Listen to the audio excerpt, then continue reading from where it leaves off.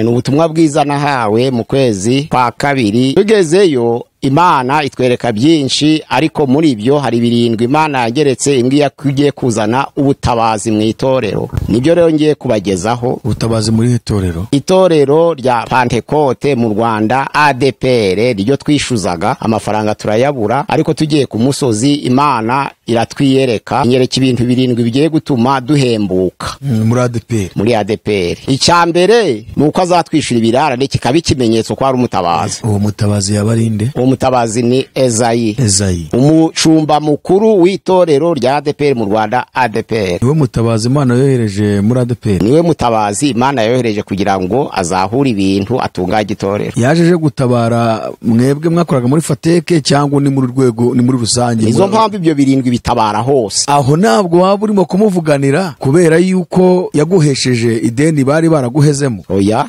ndi kumuvuganira kubera iby'Imana yambwiye. Nza abantu benshi bari kurira muri ADPR barizwa na Yesayi. Imyaka 63 mfite ntabwo ari yo guhabwa akazi. Ico ni icyambere kigaragaza ko atari byo ndimo. Icya kabiri akazi nsanzwe rwimba yansigiye karampagisha. Sanzwe rwimba yagusigiye? Ntabwo ushaka paruwasi. Uwo Ezayi uri kwita umutabazi ngo Imana niko yavuze. Abantu benshi bari kumuvumira ku gahera. Pasiteri bagenzi be, abashumba bagenzi be, yewe n'abakristo batamwiyumvamo. None ni gute wambwira ngo ni umutabazi kandi hari abantu ubone yahagarikiye imirimo yivuga butumwa? Iki ni ikintu gishobora kuza gusopanya abantu. Hari abantu biringiye ko kandi nyine bumvisha ubuhanuzi bwinshi yuko hari ubundi butegetsi bugomba kuzabaho muri ADPR. Ubwo buhanuzi ukaba bwaravuga ko uburiho uyu munsi atari Imana yabushyizeho.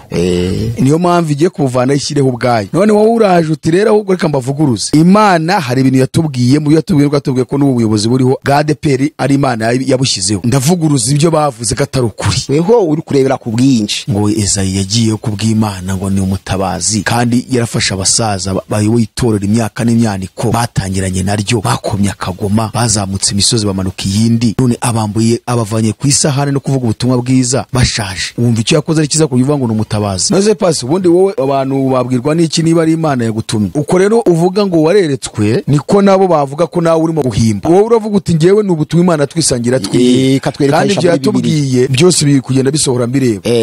Bariya nabo bashobora ati rero ibyo ni amarangamutima yawe kuko ubona ko uri ku isahane yagushyiraho uri murarya, none twebwe urimo gupinga ibyo twahanuye kandi Dawidi ari mu ishyamba agomba kuza. Oya, Ezayi ntabwo anzi. Ntabwo akuza ariko nubwo atakuza arakugaburira. Oya ntabwo anzi. None se niyaguhera? Yarampembye. None wowe uravuga iki ku cyo uyu muyobozi Ezayi yakoze mu gufata abantu b'abakozi b'Imana, abasaza bakuze bari bayoboye itorero igihe kirekire, akabambura inshingano akabicaza hasi? Bamwe bari bafite abana barihirira, abandi ibi byari bibatunze, ubu mboga bose barumuye bifashe ku munwa. Hari n'abonzi bashatse kugahaguruka ngo bararega ariko ntibyagomba gushoboka kuba ari izindi imbaraga zibisunika. None abo bantu babwira iki ushaka kwerekana ko ubuyobozi buriho ari Imana yabushyizeho kandi abo nabo barakoraga Imana bagakurwaho n'uvuga ngo ahagarariye Imana? Icyanyuma azaza kundi itorero. Ubu ushaka tubwira ngo Ezayi akunda itorero cyane gute arikunda? Niwe wa mbere ubashije gushira. Kubera iki ibi bintu uje kubibwira abantu? Je kubibwira abantu kugira ngo bamenye ko ubuyobozi buhari bwashizweho n'Imana, ugerageza gushidikanya bimuvemo. Ubwo ni iki gitumye uza kwerekana ko ubuyobozi bwa ADPR buriho uyu munsi ari Imana yabushyizeho? Kubw'ibyo bintu birindwi bimaze kuzura. Ukuvuga ngo uvuguruje bandi bose bagiye batanga ubutumwa bavuga ko atari Imana yabushyizeho. Ubwo rero bose barabeshye ntabwo ari Imana yavugaga. Aho ntabwo ari yavugaga. Byari ibintu agatsiko k'amarangamutima. Gusenga everyday, gusenga buri munsi. Nusenga uzanesha, nunanigwa gusenga uzaneshwa. Senga. Amahoro kuri wowe nshuti mwene data ubana natwe buri munsi ugakurikirana ubutumwa bwiza, komeza kurikira kuri platform gubwa neza huri. Uko bisanzwe je ugiye kugiza iki kiganiro, nitwa Jalik ikingeneye nk'abandi missionary. Turashimira Imana kuko iduhaye akanya kugira ngo dukomeze kuganira ijambo ry'Imana. Reka twakire pastor kugira ngo asuhuze abantu bose badukurikiye kuri gusenga everyday kugira ngo tugendane tuzeranye kandi uwo dutangiranye ndagusaba kugira ngo uze gusuzanya natwe kuko tukuzaniye ubutumwa birashoboka ko yaba aribwo bwa mbere ugiye kubyumva ariko ni ubutumwa kandi Imana yacu iracyavuga kandi iracyakora. Reka pastor tumuhe kaze kugira ngo agusuhuze hanyuma adufashe gusenga. Ni Pastor Mpazibirego Pierre ugiye kubagezaho ubutumwa. Tugiye gusenga Imana. Mana turagushimiye turaguhibaje ugize neza. Uyu mwanya mwiza uduhaye akanya cy'ingenzi ko kuganira twungurana ibitekerezo ku bw'umurimo wawe niwe watoranije abakozi bawe, niwe watumye abantu binjira mu murimo wawe. Twishize imbere yawe rero turibuka basenga mu itorero rya Antiokia. Umwuka yaravuze ngo muntoranize Barinaba na Sawuli bankorera umurimo ngiye kubatuma. Na n'uyu munsi uko ari urejo ni kuri uyu munsi wa none kandi kuzahoraho iteka ryose. Uracatoranya abakozi bakwiye mu itorero ryawe, itorero witangiye ukaricunguza amaraso yawe. Twishize imbere yawe kugira ngo ubutumwa bwiza burashe kurigeraho kandi bumugisha kuri buri wese. Ubane natwe kandi utegeke mu izina rya Yesu Kristo umwami wacu. Amena.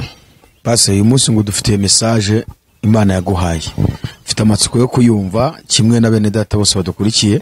Reka duhe ikaze abadukurikiye kandi nawe tuguhe ikaze kugira ngo ukomerezeho. Murakoze cyane. N'ubutumwa bwiza nahawe mu kwezi kwa kabiri hari tariki ya 2021 dusenga Imana ku cifuzo cyari kimaze umwaka. Haraho twakoraga muri Fateki.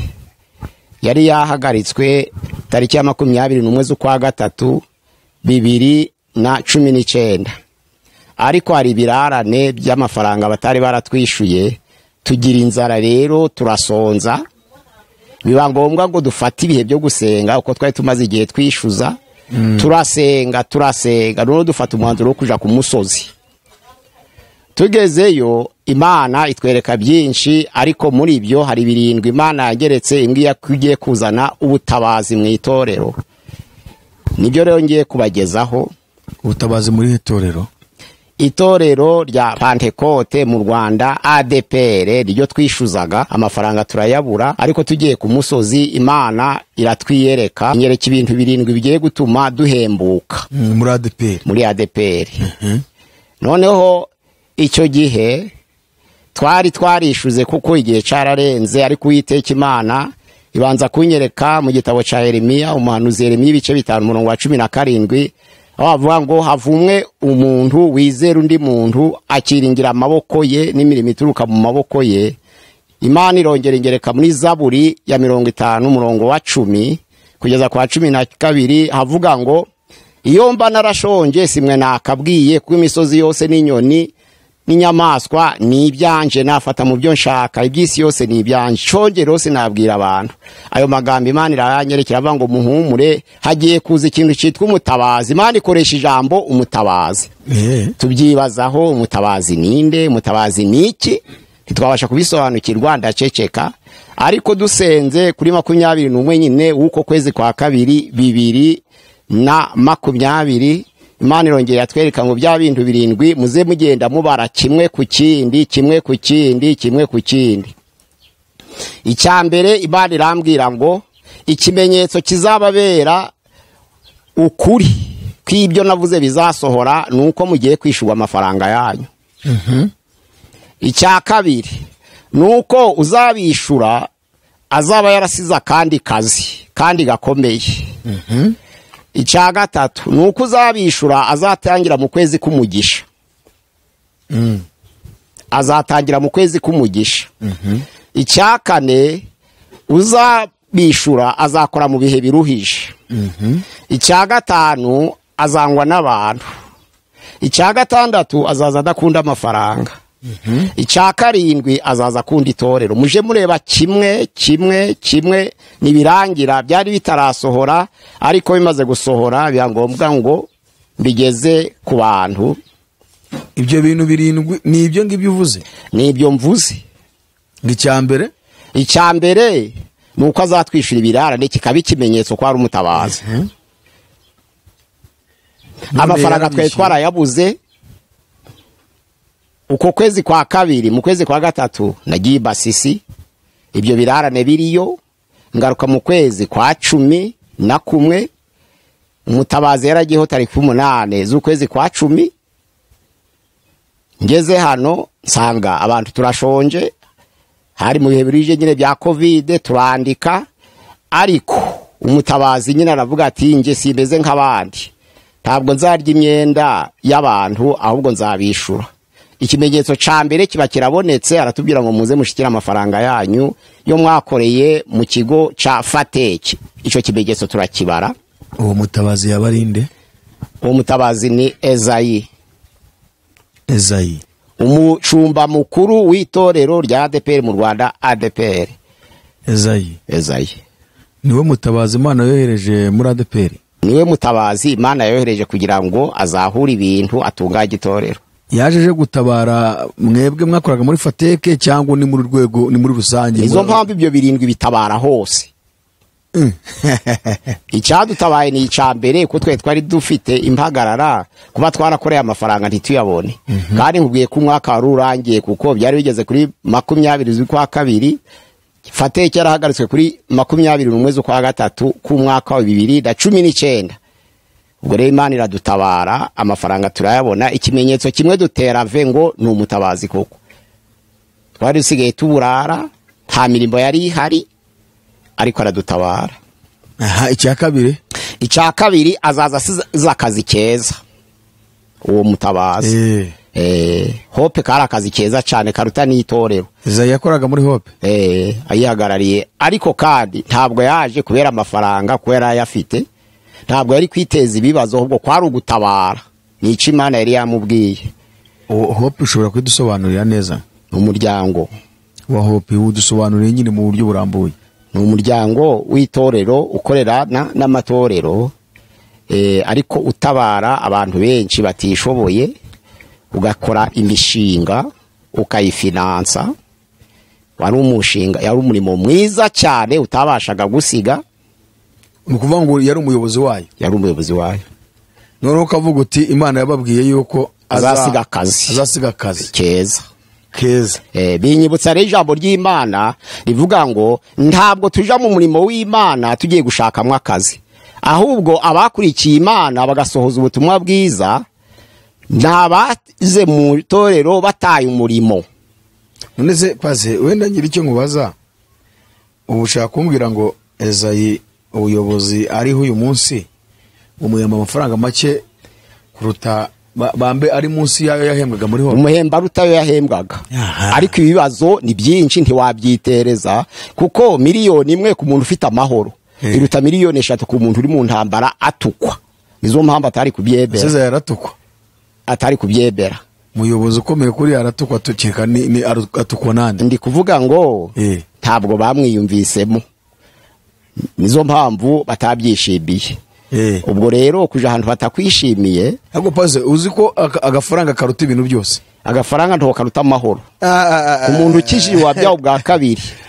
Amafaranga ntabwo yazana amahoro, amazu menshi ntiyazana amahoro, ndetse na za matera zihenze ntizizana ibitotsi. Ariko iyo umuntu afite amahoro mu mutima yandi atangwa na Yesu yasezeraniye abigishwa ngo mbasigiye amahoro yanjye ndayabahaye, ariko sinyatanga nkuko abantu bayatanga. Uzasome muri Yohana ibice 14:27. Ayo mahoro ntabwo yabona mu mafaranga. Ntabwo amazina y'abantu benshi biyahuye kandi bafite amafaranga. Ndabyumva, amafaranga ntabwo abonekamo amahoro, ko Yesu niyo mahoro yacu. Ahubwo icyo ndimo navuga nuko umuntu ashobora kuba ati ngiye kwemera ayo mahoro nyabure mu gihe kingana n'imyaka 5, ariko amafaranga nzaba mbonye nzayabika, azamfasha mu buzima bwanjye bwose kandi mfite amahoro. Iyo adafite ubugingo, kuko muri ya myaka 5 ashobora gupfa. Ashobora kuvuza kuba abantu bakwanga bivuze ko utabona ubugingo. Wandi kuvuga ngo uvuze ngo ugiye gukora kubera amafaranga, ushobora gupfa nayo ntuyabone. Iyo utashaka Yesu, ubundi Yesu afite byose, aratugaburira. Naga cyo wakinyumvisha. Ahubwo icyo shaka kubaza, aho ntabwo waba urimo kumuvuganira kubera yuko yaguhesheje ideni bari baraguhezemo? Oya, ndi kumuvuganira kubera iby'Imana yambwiye kandi narabisengeye. Naze paste ngiye mfite ubwoba ko yaba urimo gushaka agaparuwase ngo bakaguka yobore, akaba ariyo mpamvu utangiye kuvuganireza bivuga ati yashyizweho n'Imana n'umutabazi waje gutabara ADPR, kuko nza abantu benshi bari kurira muri ADPR barizwa na Ezayi. Imyaka 63 mfite ntabwo ari yo guhabwa akazi. Ico ni icambere kigaragaza ko atari byo ndimo. Icya kabiri, akazi nsanzwe rw'Imana yansigiye karampagisha. Sanzwe rw'Imana yagusigiye? Ntabwo ushaka agaparuwase? Nigisha abayobora amaparuwase, ubwo batsubijyuma. Bo ushaka kubigisha ko na paruwasi ifite iyobora? Oya, uwo mushara nawe ukawubona. Ngiye nkunda abadi, ntaho nafata ubu professeur bw'abayora amaparuwasi ngo mfate na paruwase kandi no batari aba professeur. niba Nsanzurwimo yarampaye kuva muri 90 kuba professeur w'ishuri rya Bibiliya mu Rwanda muri ADPR birampagije n'ababandi bari mu paruwase nabo ndabigisha.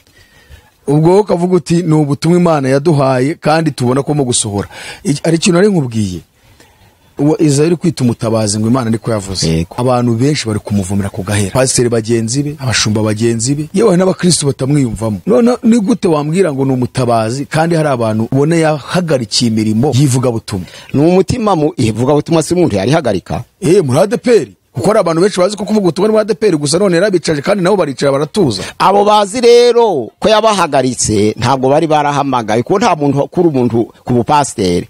Ubupasiteri butangwa n'Imana. Usomye muri Efeziye ibice 4 umurongo waho wa 11 kugera kwa 12 havuga ngo bamwe yabahaye kubintumwa, abandi baha kuba bahanuzi, abandi baha kuba bavuga butumwa bwiza, abandi baha kuba bungeri, abandi baha kuba bigisha. Abo bose kwa rugira ngo bubaka umubiri wa Kristo batunganirije hamwe, batunganije ibyo kugabura. Ntabwo rero bitangwa n'umuntu yakwaka ubupasiteri, nta muntu bakwaka ubupasiteri. Nta muntu bakwaka. None barabicaje? Ntabwo babicaje, ni ukuvuga ngo ubupasiteri ntabwo ari ico twirukaho, ahubwo ubupasiteri ni iki turimo. Ico bakwaka ni inyubako. Ariko muri urwo rusengero. Yego. Ariko uwambuza kubwiriza mu rusengero nabwiriza mu soko, uwambuza kubwiriza mu rusengero nabwiriza ku kigo c'amashuri, uwambuza kubwiriza mu rusengero nabwiriza umugore wanje n'abana banje, uwambuza kubwiriza mu rusengero nakwigisha ubutumwa bwiza mu nzira. Rero nta muntu uhagarikwa ku murimo w'upasiteri. Ikindi, iyo bakwatsa inyubako ntabwo bakwatsa abantu. Niba koko wari ushoboye umurimo aho batuye ko hahari, bakwatsa abantu bate? Kandi umuntu atakwatsa abantu ntabwo bakwatsa itorero. Naze pase niba umuntu wenda avuga ati nindamuka nkomye Rutenderi, cyambere baramubuza ati ntuzonye kwigisha abakristo, ntazagenda nawe ufata ijambo, genda wicara utuze. Wenda ashobora kuba ageze nko kwitegura pasio, akavuga ati nindamuka ngiye ka pasio nibazakama, kandi afite ubutumwa Imana mo yagomba kugeza ku bantu. Nk'abo bantu urimo kumbwira ngo Ezayi yagiye kubw'Imana ngo ni umutabazi kandi yarafasha abasaza bayoboye itorero imyaka n'imyaniko, batangiranye naryo, bakomye akagoma, bazamutse imisozi bamanuka iyindi, none abambuye abavanye ku isahane no kuvuga ubutumwa bwiza bashaje. Wumva icyo yakoze ari kiza kubivuga ngo ni umutabazi? Yababujije kuzamuka imisozi se? Ubutumwa bwiza buracariho kandi ntabwo bwari bwamamara mu mfuruka zose z'isi. Amasoko arahari, ibigo bya gisirikare birahari, mu nzira harahari, yemwe hari n'abafite abana badakijijwe. Birashoboka ko aho bageze batayifite izo mbaraga zo kuba bazamuka imisozi, bari bageze barimo kurera abana babyaje ubutumwa bwiza. None bageze aho bashaje bari gufasha abana bicaye batuje. None arashaka kubirukanyisha, urashaka kugira ngo bongeye biruke imisozi kandi izo mbaraga zarashize. Nibareke kwiruka imisozi. Ejo bundi hari abapasiteri babiri baraye handi wanje. Baje kumbaza ngo basobanura igitabo cy'ibyahishuwe. Ndabasobanura, wibwira ko wabwirije mu rusengero wandishije gukora. Icyumweru gishize hari imiryango 2 yaje wanje, baraharara umugore n'umugabo babiri. Baraharara imiryango 2. Urarubigisha? Bigisha kuboneza urubyaro. Wibwiye ngo uwabwirije mu rusengero yarandushije. Baze reka dukomeze ku cya gatatu Imana yakubwiye. Icya gatatu yambwiye ukwezi kumugisha, kwezi kwa 10. Ibyo yabikubwiye ku itariki zingeze ubira kangahe? Itariki 20 z'ukwezi kwa 2 2020. Ubwo Imana yavuga ngo hari ukwezi kumugisha kuzabaho. Aza kuza oya gusanzwe guhari. Kwezi kwa 10. Uku turimo se dushoje? Uyu kunu kwa 11. Uko dushoje? Yego nukumugisha. None Imana yababwiye ngo ni mu kwa 10 cyangwa yababwiye ngo hari ukwezi kumugisha? Hari ukwezi kumugisha twari dusanzwe tuzi. Nimubona bibaye mu kwezi kumugisha, muzabege kwa ari. Uvuga ngo urashaka kwerekana koko ukwezi kwa 10 ni muri teka ryose ari ukwezi kumugisha. Reka nguhe ingero zigaragara. Tariki ya 31 z'ukwezi kwa 10. Uwakoze amavugurura yo gutandukanya abaprotestani n'abagatulika, Martin Luther, niho yanditse za ngingo zigaragaza amakosa yabonekaga mu itorero ry'i Roma, ashira ku nzu ku rugi rw'itorero ryabaga Gitenebere mu Budage. Ayo mahame ni y'abaporoso bashingiyeho bazahutse kuva mu mihango y'itorero ry'i Roma y'ico gihe barazahuka bakuyemo n'ayo mategeko yayanditse kuri 31 z'ukwa 10 1517. Icya kabiri John Wesley aje kuzana ububyutse ubundi habanje kwintabara mu 1700 abagatulika n'abaporoso bapfa izina ry'abagatulika kuko burya abaporoso ni igitu cari igitutsi bari abantu bahagurukiye kwigaragambya no kugomera ubuyobozi buhari c'est qui se relève contre bahagurukiye kurwanya ubuyobozi buhari il se soulève contre ubwo buyobozi bw'itoro ry'i Roma. Ubwo noneho rero babita abaporoso kubw'igitutsi. Abaporoso rero batangiye ba mbere barabariteriye. Haza abitwa abanabaptiste, haza abakariviniste, haza abangirikane, haza ababatiste, bakurikirana batyo. Ubwo noneho rero nyuma kuko bari bazi ko ari igitutsi cyatanzwe n'itorero ry'i Roma, bararyanga ntibaryishimira ahubwo baburana izina Gatolika. Barabati nubwo tudafite amahame amwe ariko twese twitwa abagatulika none tuzatandukanywa n'iki? Itoro ry'abangirikane ryari ryamaze gutangira mu Bwongereza, ubwo noneho niryo ryashoye ikirego rirabati twe kwitwa abaporoso kitaba cagitutsi twatutswe n'itoro dukomokaho ahubwo twitwe abagatulika bo mu Bwongereza. Buri abangirikane ikibanezera so kwitwa abaporo nubwo tubibita bagaceceka ariko bashaka ngo tuvuge ngo babagatulika bo mu Bwongereza bashaka guhangana n'abagatulika b'itoro ry'i Roma. Ubwo bari abagatulika bo mu Bwongereza kugira ngo arabiroma rya zina batarihomba. Iryo zina rero urumva ko ni byari ni ryiza kuko kugira ngo izina Gatulika rikomoka muri dictionnaire rivuga ngo ikintu gitunganye kivuga ukuri, ikintu gitunganye. Iyo mvuze ngo ibyo umbwiye ni Gatulika mbavuze mbese ibyo umbwiye biri mukuri. Ariko noneho Gatulika nk'itorero byatangiye kuvugwa muri 380 bavuga ngo Gatulika kiliziya nimwe itunganye Gatulika kandi komoka ku ntumwa. Ubwo nukuvuga ngo igihe bakaga urusengero rwa Petero Mutakatifu Basilique de Saint Pierre bavuga ko ari we papa wa mbere Petero wahagarariye itorero ry'abagatulika. Ico ni ikijomba ko ntibyari byakabayeho ahubwo Petero yari mu itorero ry'intumwa ntabwo yari muri Gatulika. Ariko bashaka kumwiyegereza kugira ngo bagire ngo basa nawe ariko sibyo. Ariko itorero ryafashe izina Gatulika muri 380 noneho rero abaporoso bababaye bashaka kwita abagatulika bo mu Bwongereza. Benshi rero abo hanze uretse abo muri Afrika nibo biyita abaporo ariko abangirikane bo hanze bitwa abagatulika bo mu Bwongereza. Noneho rero John Wesley yari umwangirikane abona ko ubwo bukonje no kutagira umunezero mu itorero ry'imihango birambiranye asaba ububyutse. Yavutse 1773 1726 niho yabitekerejeho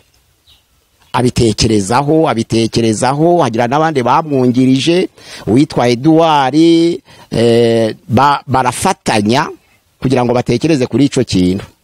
Bamaze gufatanya rero bazana ububyutse bwitwa Réveil Methodiste bw'abangirikane. Ubwo bwaje gukomera muri 1762 buzana none ububyutse bw'amasengesho. Nizo mpamvu riratoro rya Methodiste burya niryo rifite ishusho y'itoro ry'i Philadelphia ryaje kuza mu matora 7 yo muri Aziya. Ni itoro ryazaje urukundo none biza guhurirana nuko muri iyo myaka ari abamisiyonere bishoye muri Afrika hagati y'1700 n'1900 ni abamisiyonere bose ba David Livingstone ba William Carey n'abandi benshi bishoye baraza ba muri Afrika. Ubutumwa bwiza buramamara. Ibyo urabihuza gute n'ukwezi kwa 10? Nuko byabaye tariki 10 z'ukwezi kwa 10 1726 tariki 10 z'ukwezi kwa 10 1726 niho batekereje ububyutse. Uri musha utwere ko kwa 10 ari ukwezi kumugisha. Reka ngwereke cya gatatu rero. Uriya Charles Fox Parham nuriya William Joseph Seymour abatangije muvema ububyutse bwa Gipantekote bw'1900 batangiye gusenga kuri 29 z'ukwezi kwa 10 1900.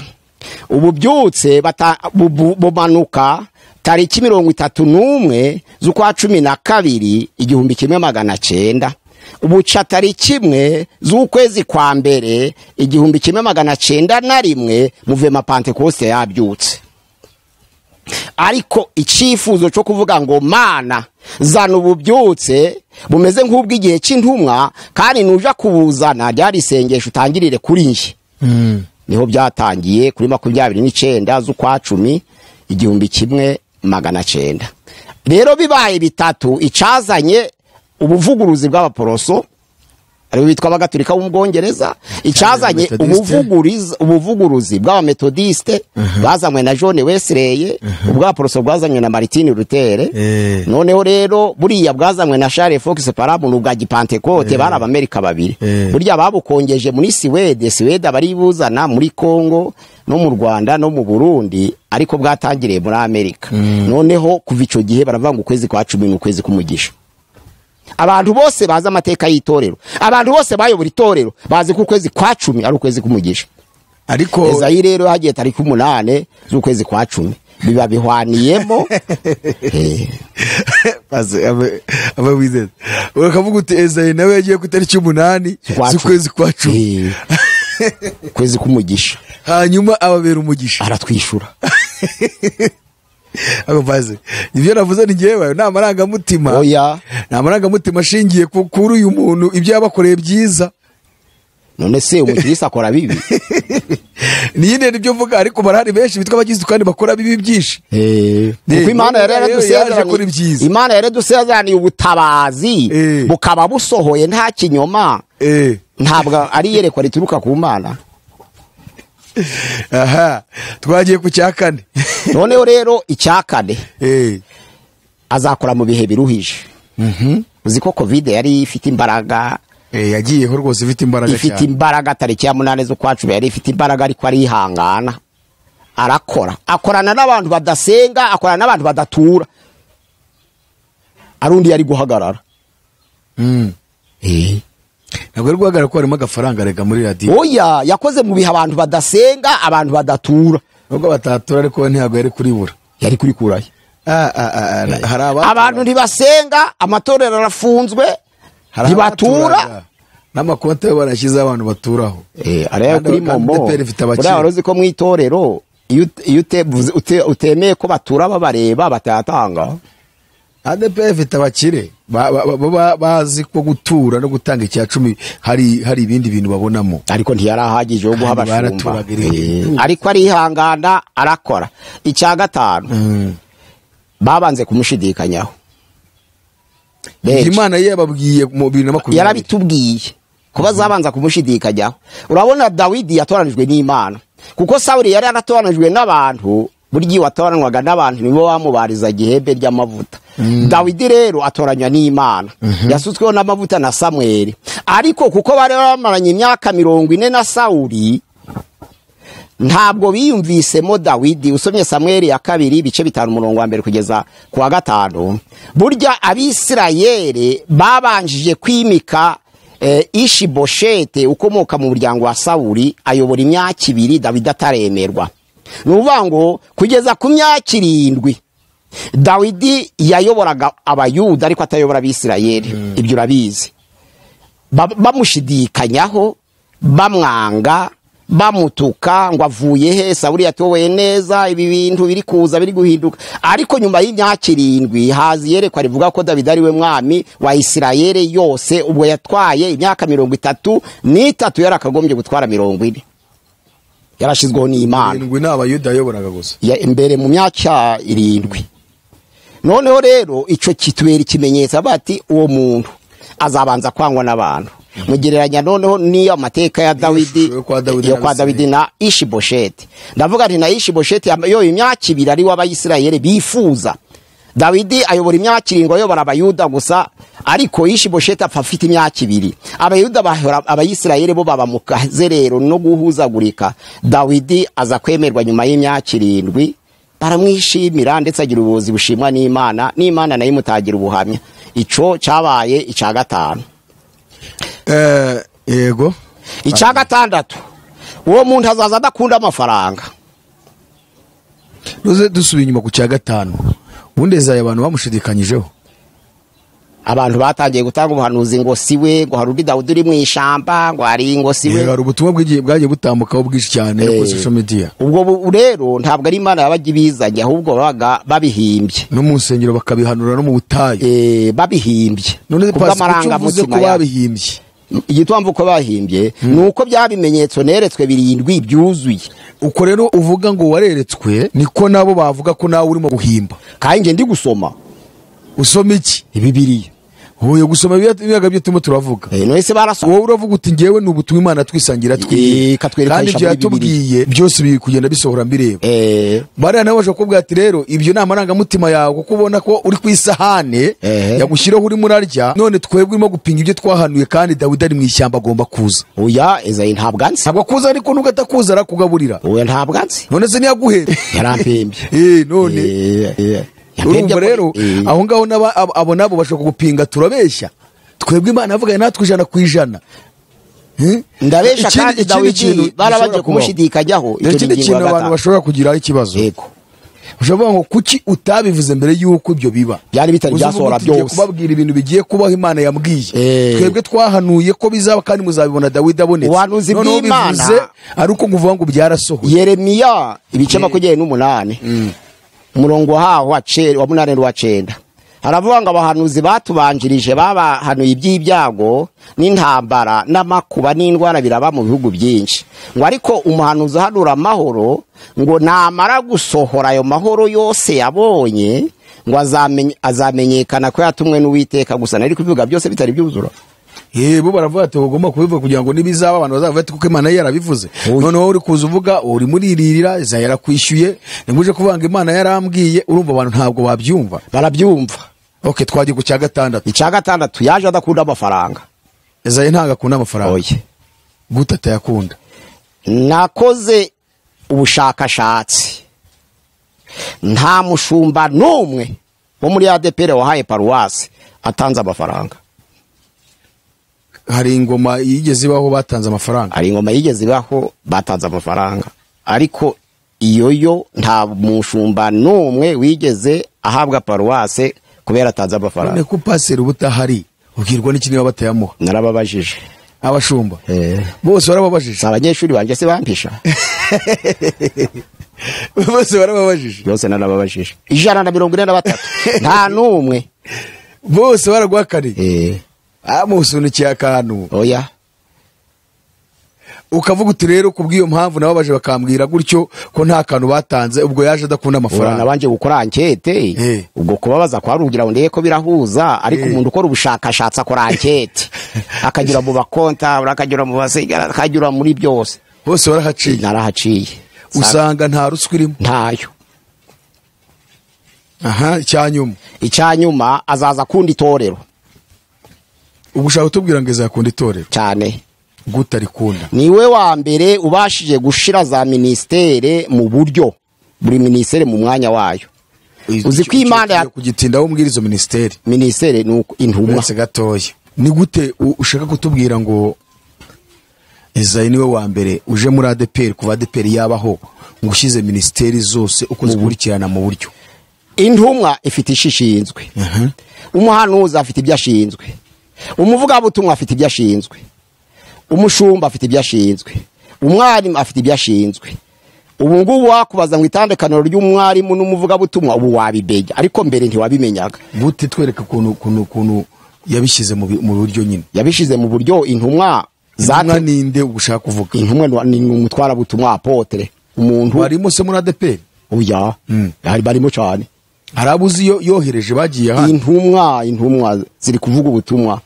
Bahereye Yerusalemu bari kubuvuga mu Rwanda, ariko bari kwitegura kuzasohoka. Araberekana se atabangaba ndibo batoranijwe bashobora kuzajya no hanze cyane. Intumwa ngiye cyo mbaza arabe ajya berekana intumwa si ari Imana yerekana n'umuntu yerekana. None niba ari Imana yerekana ubibwiwe n'iki niba yabishyize ku muntu ibyakora, kuko pasteur ni Imana yamushizeho. Tugumvikana. Wavuze uti kuki bataguhaye paruwase? Ndavuga ngo nigisha abapasteur.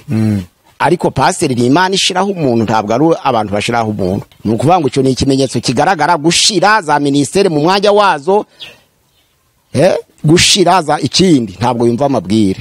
Nge ntabwo nabyumva utaransobanura ku ndashyize ministeri umwanya wazo. Niba uvuga ati ntumwa itoranywa n'Imana, ubwiwe n'iki ko intumwa zishyize ku ruhande? Turitegereza dukurikije ibyanditswe byera. Wahamagawe n'Imana ku bintumwa, ijambo ry'Imana ravuga ngo bamwe ntibakoraga se. None se abaho umwanya wo kwigisha? Uyu arasenga none Imana ikamwishura ngo yakwiye gukora iki, ariko Imana yarakimuhamagariye. Eza yabanza gusenga. None ubundi Imana ikamubwira ati ubu nguwo mu mutoranye, uwo ni intumwa. Ubasigaye ibintu byose kubikora akabanza kubaza Imana. Mu byakozwe n'intumwa ibice 13 umurongo wa mbere kugeza ku wa kabiri avuga ngo mu itorero ryo mu Antiyokiya habagamo ingeri zose z'abakozi b'Imana, abahanuzi, intumwa, abigisha, ariko igihe biyirizaga ubusa basenga Imana, Uwiteka aravuga ngo umuntu horanirize Paulo na Barinaba, nuvuga ngo nubwo buryo akoresha kugira ngo wasigaye abanza gusenga kugira ngo kwite pasteur, abanza gusenga kugira ngo kwite intumwa, abanza gusenga kugira ngo kwite umuhanuzi, abanza gusenga kugira ngo kwite abo yabikoze uzi.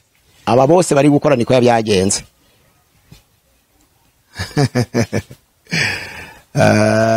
Paze kireka nanjye nizengurukiye neza kuko ntabwo ibyo nabyizera. Hahirwa uwizera atabonye. Umva nkubwire, niba intumwa itoranywa n'Imana, tukaba ADPR bataravuga ngo dufite intumwa tugiye kohereza mu mahanga, ariko ikaba iri gukora mu gihugu imbere, iyo ntumwe iri gukora mu gihugu imbere, bakaba batatubwira ati uriya yatoranijwe kuvuga ubutumwa, kuko abigisha bo ni benshi turabizi, barakora ari benshi cyane. Ntabwo intumwa hari abuzi wowe batoranijwe baraho nubwo batari basohoka mu gihugu, baravuga ngo abangaba bafite umuhamagaro wo kuvuga ubutumwa, ni intumwa za Kristo. Intumwa za Kristo ziri gutozwa umurimo zigomba kubanza Yerusalemu, ubundi ni ku itegeko ry'Imana. Urazizi se basi zatoranijwe ziri Yerusalemu cyane. Eza yatoranije yasenze abashira mu mwanya wabo. Icya kabiri ntiyumva amabwire, ingingo ya kabiri yo gukunda itorero. Izindi ministeri uvuga ngo yashyize ku murongo nizi nizo ubuhanuzi. Ubu abahanuzi nabo bashize mu mashuri nko ku ngoma y'ubushize yo kwandika. Abahanuzi bari ku murongo, yabashize mu ishuri kwiga ishuri ry'ubuhanuzi. Oya, ishuri ubuhanuzi ntabwo babwiga. None zikunze ko byaragiyeho ku bwa batomu. Ubuhanuzi batanga inama, nuvuga ngo abahanuzi babahuriza hamwe, bakabaha inama no guhanura mu buryo bwo kutarengerera indangagaciro z'itorero. Nico baba bari kubigisha, ariko ntabwo bigisha guhanura, nta nubiga guhanura. None se yashyize ishuri none? Oya, yashyizeho inama, abashinzwe inama zo kubagira inama abahanuzi. Ubu barabahamagarwa bakabatirwa. Na mbere ibyo byari bisanzwe bironda bizarije bavanga abanyempano bose turabakeneye. Icyo gihe nto byakorwa muri ubwo buryo. Icyo gihe byakorwa mu buryo bw'amarangamutima y'abantu babaga batasenze, ariko we abikora ari uko yasenze. Okay, twagiye ikindi ngo nagakunda amabwire. Kuki uvuze ngo ntakunda amabwire? Gufatira umwanzuro ku byo bakubwiye. Iyo hari ukuneguye arakwihamagarira, akakubaza ati ibyo nkumvaho nibyo, kandi akaguhamagara uwabivuze ahari.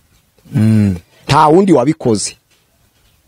Abandi babikoraga nko kwiba, umuntu akaza akanegura ati kanaka Jarike yaribye, ndabizi neza, Jarike afite ideni, ndabizi neza. Mu gitondo karekara bagafata imyanzuro bati Jarike ntakiri umukozi w'Imana, ariko we ahamagara Jarike, agahamagara wa wundi wamubwiye ko Jarike ari umujura, akamubaza ahari. Kubera icyo kintu rero abatwaraga amazimwe baracecetse, kuko yabaga aramba zimwe. None se pastor, ku zindi ngoma zagiye zibaho, wenda reka mvuge ku basimbuye umushumba Usabwimana Samuel, hahise habaho gushyiraho abashumba benshi n'abapaseri benshi n'abarimu benshi mu itorero muri ADPR. Bashaka bafata n'andi maparuwasi batangiza imidugudu hirya no hino. Birashoboka ko kuba uriya muntu atarabashaka kubakontorora neza ari ubwinshi bwabo. Uyu agiyeho Izayi, hari abantu benshi yicashe, benshi cyane. Ushobora kuba rero icyo uvuga ngo ntabwo mva amabwire, afite abantu bake ashoboye noneho kugukontorora, kaba ariyo mpamvu noneho abishoboye bari benshi cyane. Kandi mu by'ukuri ufite abantu bakeya kubayobora biroroshye, ariko ufite abantu benshi kubayobora biragoye. Biremewe ngo ushireho inzego z'umurimo udashoboye kugenzura biremewe mu murimo w'Imana ubundi ntabwo byemewe ariko bitewe n'umurimo w'Imana ivuga mutima ko ryagukaga cyane byagomba kubaho bigatuma rero habamo ayo mabwire bigatuma habamo abajya guteranya abandi ibyo nabyo bishobora kubaho ariko umukozi w'Imana yigira gutya kagabanya abakozi bitewe n'ubwinshi bwabo kubayobora byagoranye ariko umukozi w'Imana wahamagawe arabibona akavuga ati ndashiraho inzego nshoboye kugenzura kuko ntabwo kwibukira ku mabwire wakubaka itoro rikomeye ntibishoboka ariko ugenzuye ukaje urabonana na buri muntu ugafata umwanzuro waganiye nawe ico gihe ufata umwanzuro w'ukuri kandi ugashira ibintu mu buryo ibyo bintu bimaze kuzura rero uko ari 7 ndavuga nti bya bintu 7 birasohoye reka nze mbibwira abantu iby'Imana yambwiye ndi kinyamakara none tukira aho ngaho kubera iki ibi bintu uje kubibwira abantu nje kubibwira abantu kugira ngo bamenye ko ubuyobozi buhari bwashizweho n'Imana ugerageza gushidikanya bimuvemo ubwo n'iki gitumye kwerekana ko ubuyobozi bwa ADPR buri uyu munsi ari Imana yabushyizeho kubw'ibyo bintu 7 bimaze kuzura ukuvuga ngo uvuguruje bandi bose bagiye batanga ubutumwa bavuga ko tari Imana yabushyizeho ubwo rero bose barabeshye ntabwo ari Imana yavugaga ntabwo ari yavugaga byari hari agatsiko kamaranga mutima Ese wale wabona abantu bahanura ari 2 bakanurira rimwe oya bagiye banziza abantu benshi bagiye batanga oya nzu hari umuntu ubwiriza undagahanura akibwiriza uwo muntu hari n'uwitwa John Ryange yigeze gutambutsa ubwo butumwa cyane ne muri ADPR hose haje no kuri YouTube arabisobanura ukuntu hari Dawidi Imana yagurukije kweza yatari Imana yamushyizeho agomba kuvaho kegura agatanga umwanya umundi Dawidi akayobora yewe anavuga n'izina za no kuvuga izina ry'uwo muntu uwo muntu yari yavangiwe kuko ntabwo gutoranya n'Imana bisobanura ngo kubara igihe kirekire ku ngoma habwo ni ubushake bw'Imana Imana ibishaka gusohoza muri ico gihe igushizeho ntabwo ari ukuvuga ngo watoranywe n'Imana ni urama ifite igihe yaragene umuntu ariko ari cyo ashaka gutabara cyamara gutabarwa ishatsi yamuha n'umwaka ishatsi yamuha n'imyaka 2 kuvuga ngo umuntu ro ntageje ku myaka miremire ntabwo ari ikimenyetso kivuga ko atatoranirwe n'Imana newe yaravuga ngo Imana yamutumye ngo niyegura atanga umwanya kuko umwanya ari mataro urumva yari amaranga mutima nta werekwa cyo noze pasi ubundi wowe abantu babwirwa n'iki niba ari Imana yagutumye bazaze mbasomere ibyanditswe byera bibyemeza ibyanditswe byera byo nibisanzwe kuko ushobora kuba umuhanga mu kubisobanura no gusobanura ibintu atari Imana bo batabyeretswe ngo byashanishe n'ibyanditswe Imana ntiyivuguruza rero baze rero reka wenda duseka aho dusoza ariko mu by'ukuri iki ni ikintu gishobora kuza gusopanya abantu hari abantu biringiye ko kandi nyine bumvisha ubuhanuzi bwinshi yuko hari ubundi butegetsi bugomba kuzabaho muri ADPR ubwo buhanuzi ukaba bwaravuga ko uburiho uyu munsi atari Imana yabushyizeho niyo mpamvu igiye kubuvana ishyireho ubwayo none wowe uraje uti rero ahubwo reka mbavuguruze Imana hari ibintu yatubwiye mu yatubwiye ko n'ubu buyobozi buriho bwa ADPR ari Imana yabushyizeho ndavuguruza ibyo bavuze ko atari ukuri weho uri kurebera ku bwinshi urabona Ahabu yari afite abahanuzi 400 bamuhanuriraga ariko uribuka kaga Mikaya yahuye nako kuko awushanije nabo none uri Mikaya rero none mu gusoza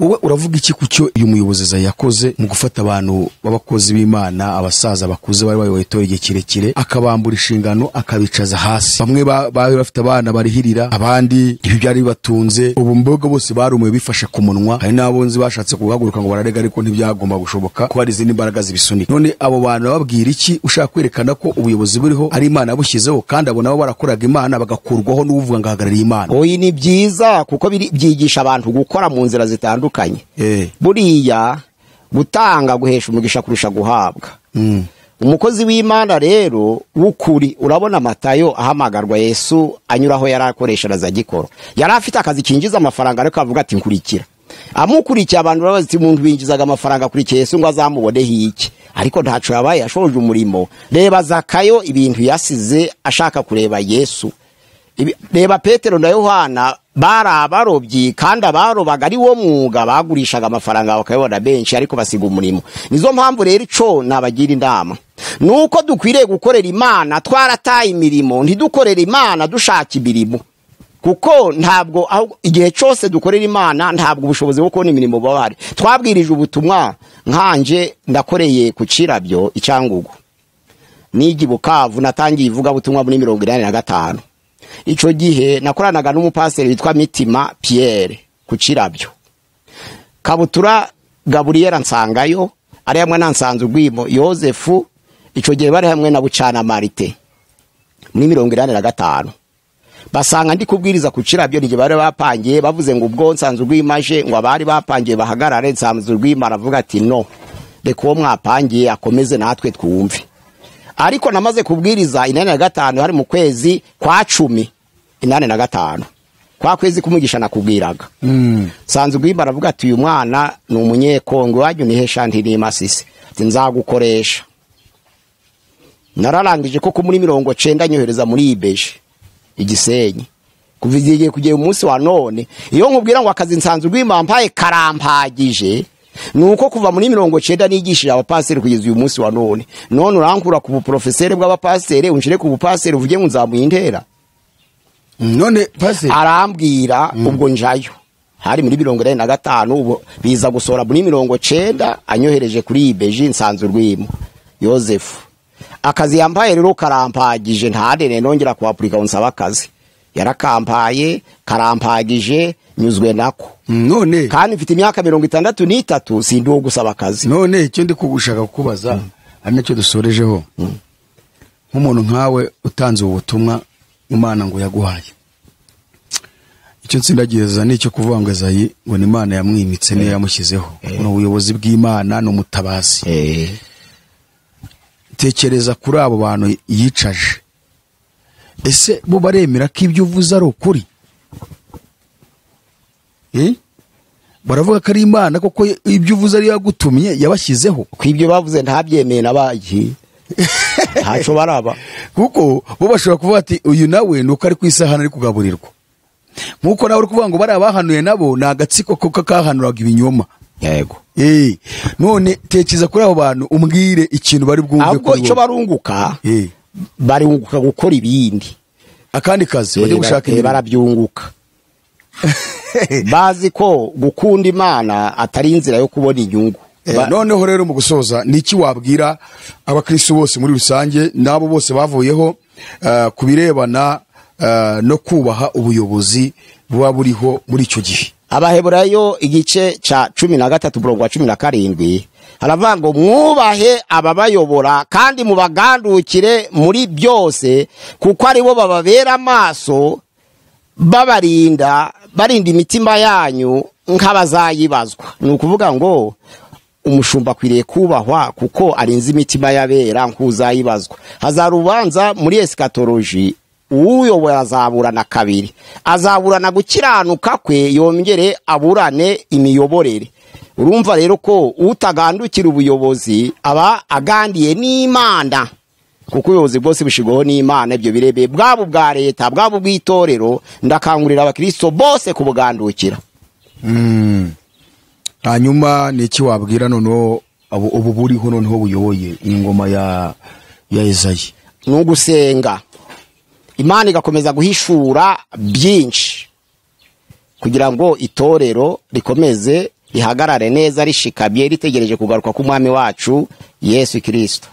Murakoze cyane. Hanyuma mwatanga adresse yanyu kugira ngo kuko hari abantu benshi bazaguhamagara bakakubaza ibibazo, mwatanga adresse yanyu kugira ngo ubakenera azababone. Ni Mpazibirego Pierre ku nimero ya WhatsApp ni 0786696620 0786696620. Naho telefone igendanwa ushatse wa telefona kuri 0783 Murakoze, Imana ibaho umugisha. Tushimiye wowe warufasha kanya kurikirana kiganiro, dufashe gusharinga ubutumwa bwiza kugira ngo abantu barusheho kumenya ukuri, kandi turabizeza ko dukomeza kubana namwe, mukomeze kugira ibihe byiza. Kiganiro nakagaruka. Gusenga everyday, gusenga buri munsi. Nusenga uzanesha. Nunanigwa gusenga uzaneshwa. Senga.